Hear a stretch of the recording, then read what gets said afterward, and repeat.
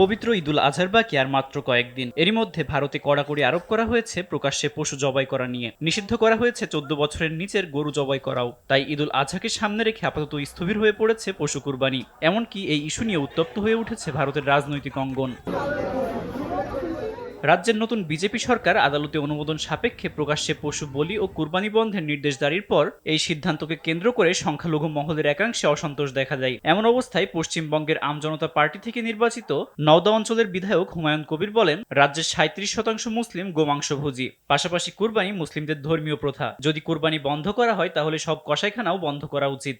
আইন তো সম্মান করনা চাইয়ে লেকিন কুরবানি হোগা। এর জবাবে রোববার বিজেপি থেকে নির্বাচিত মন্ত্রী অগ্নিমিত্রা পাল এক সাক্ষাৎকারে হুমায়ুন কবিরকে বলেন, ভারতের রীতিনীতি মানতে না পারলে অন্য কোনো মুসলিম দেশে চলে যেতে। Mr. Humayun Kabir, if you have to stay in Bengal, you need to follow the rules of Bengal. Humayun Kabir, যদি বাংলায় থাকতেই হয় তাহলে আপনাকে বাংলা নিয়ম কানুন মেনে চলতে হবে। যদি মনে হয় যে আপনি রাজ্যের নিয়ম কানুন মানতে পারবেন না, তাহলে অন্য যে কোনো রাজ্যে যেতে পারেন যেখানে আপনার যাওয়ার অনুমতি আছে, অথবা দেশের বাইরে অন্য কোনো ইসলামী রাষ্ট্রে চলে যেতে পারেন। যদি আপনাকে ভারতেই থাকতে হয় তাহলে আপনাকে এখানকার নিয়ম কানুন মেনে চলতে হবে। Like a Bharatiya, and you have to follow the rules and regulations of the Constitution and Bharatiya Nyaya. অগ্নিমিত্রার এই মন্তব্যের পর রাজনৈতিক মহলে তৈরি হয়েছে নতুন বিতর্ক। বিরোধীদের দাবি, এই ধরনের বক্তব্য সামাজিক সম্প্রীতির জন্য ক্ষতিকর।